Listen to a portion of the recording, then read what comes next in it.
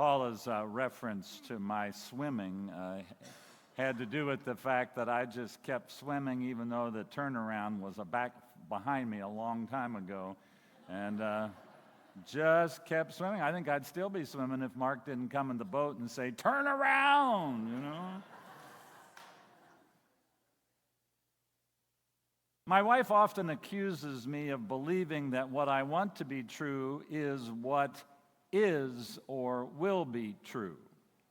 If I don't want it to rain, I'll act as if it's not going to rain. If I want to ride my bike, and if my riding the bike depends upon it not raining, then I will believe it's not going to rain. Maybe even if the weather forecaster said it's going to rain. What I want to be true is what I think is or will be true. At least that's my wife's evaluation of me. And by the way, she doesn't always provide this evaluation with a great deal of approval. It really that approach to life gets on her nerves sometimes. Because sometimes life isn't what you want it to be. Sometimes what you want it to be ain't what it is. Sometimes it rains even when you think it's not going to. And therefore you get yourself into trouble. The prophet Jeremiah today is dealing with a group of what he considers to be false prophets who keep telling the nation of Israel that it isn't going to rain.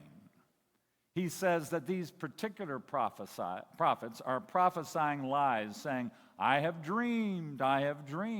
And the dreams, Jeremiah is convinced, aren't dreams from God, but rather simple wishes of the dreamers. And God, according to Jeremiah, is aware of the lying that these prophets are involved in. And he says, God says in the text today, am I a God nearby and not a God far off?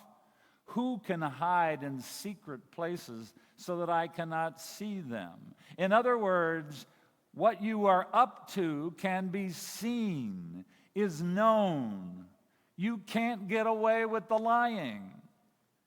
You may be telling people what they want to hear, but what they want to hear isn't always the truth. And Jeremiah is convinced the truth will haunt you. You prophets, you who are speaking, and you who are listening. The truth has its way of making itself known in spite of all of our lying. But I get it.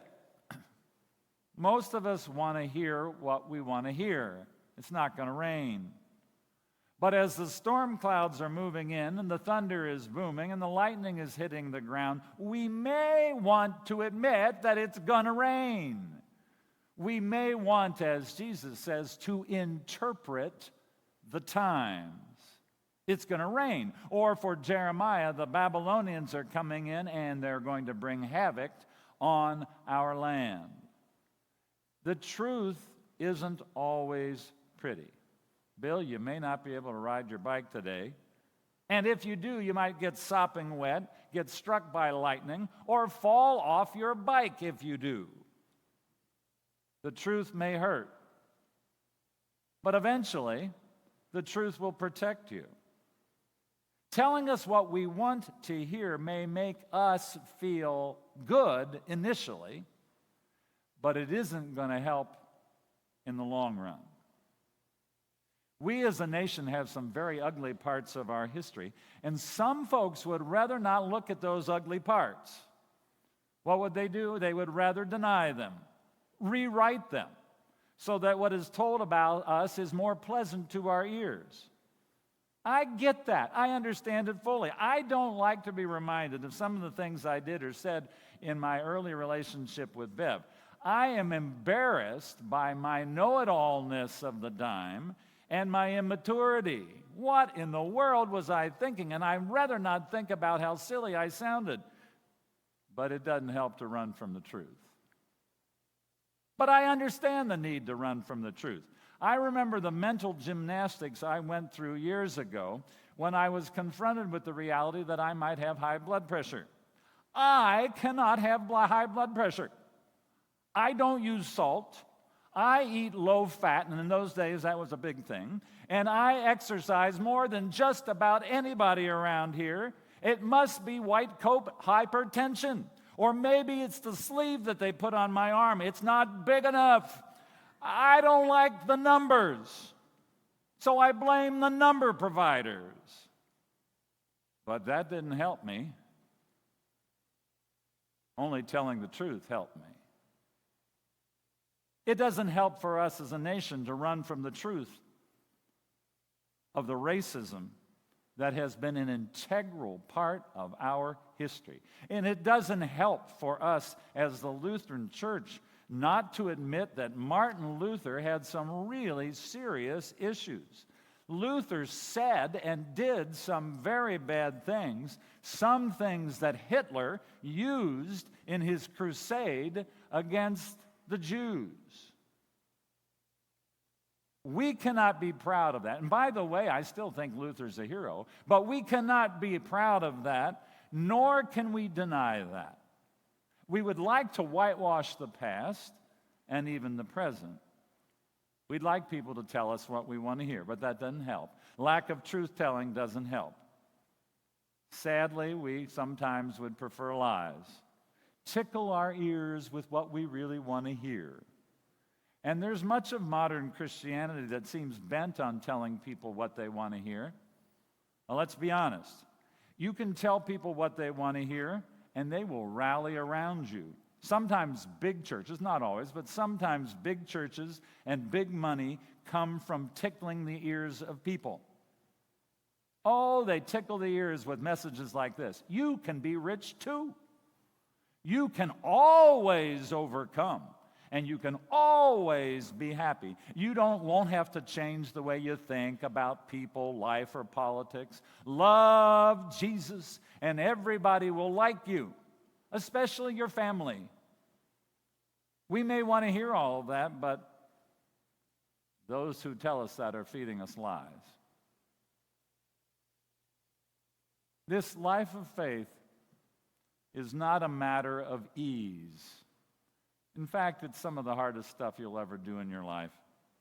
And that, in part, is what Hebrews is telling us today. In its listing of the heroes of faith, it points to the horrific struggles that these heroes went through. They had to deal with lions and fire, lions and tigers and bears, lions and fire and sword. Some were mocked, flogged, and imprisoned. Some wandered in deserts and mountains and found themselves in holes in the grounds. Some were stoned to death. Others, Paula didn't want to deal with this one, were sawn in two. When that happened, by the way, we really don't know. But the point is clear. Being Christian isn't an easy thing. And that is precisely Jesus' point in our gospel lesson for today. Generally, Jesus is associated with peacemaking, and rightfully so. You know, when he was born, at least according to Luke's storytelling, the angels sang in the sky, "Glory to God in the highest, and peace to all the earth." Yet in today's reading, Jesus says that he didn't come to bring peace on the earth. He came to cast fire on the earth and to bring division. Whoa, Jesus, that is not helpful. That is not what we want to hear. Religious faith should make us all one happy family. No, Jesus says, from now on, 5 in one household will be divided, 3 against 2 and 2 against 3. They will be divided, father against son and son against father, and mother against daughter and daughter against mother. Oh, come on, Jesus. Keeping families together is hard work no matter what. And now you're adding to the problem? Following you is going to bring additional burden to the family. Now, something you need to understand is that what Luke's Jesus describes is probably what happened in the early church. This is, without a doubt, after the fact writing.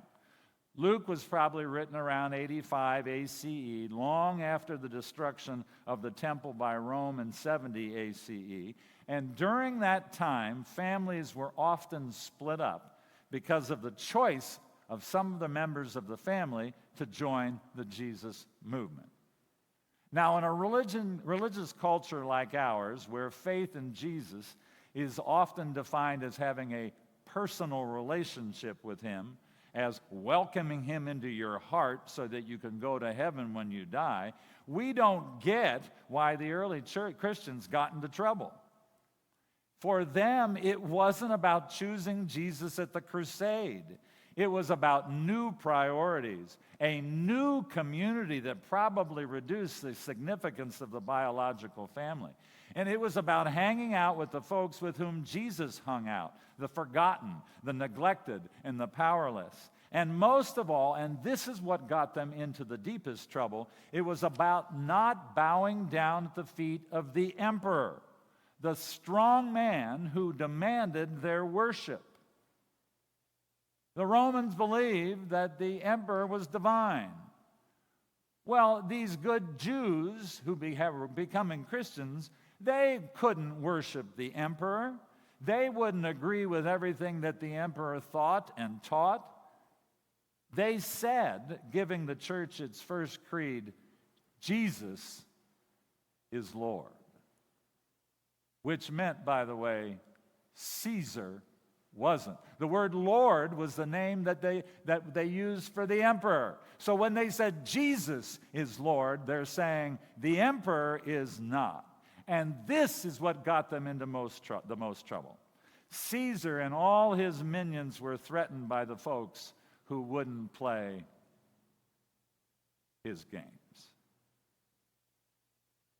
I know you don't always want to hear this, and I got to be honest with you, I want to preach this. But being a Christian isn't always easy. We operate out of a very different value system. We pay attention to the people who are often neglected.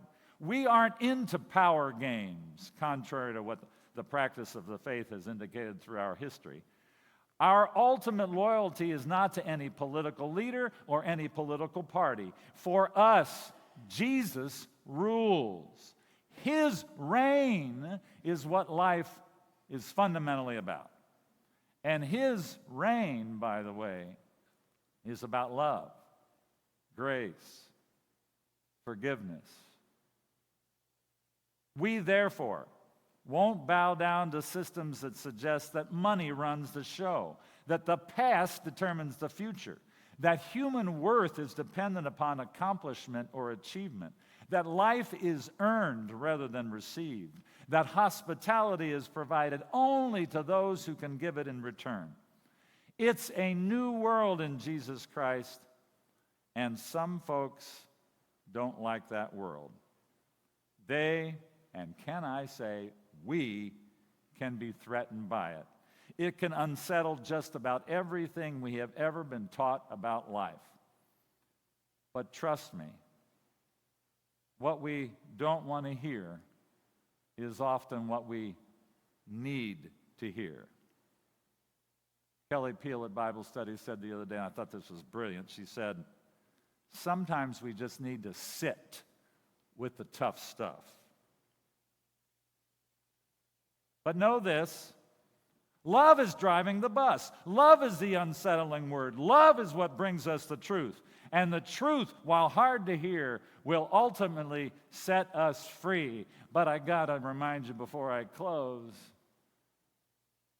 before it sets you free, it might make you a little miserable.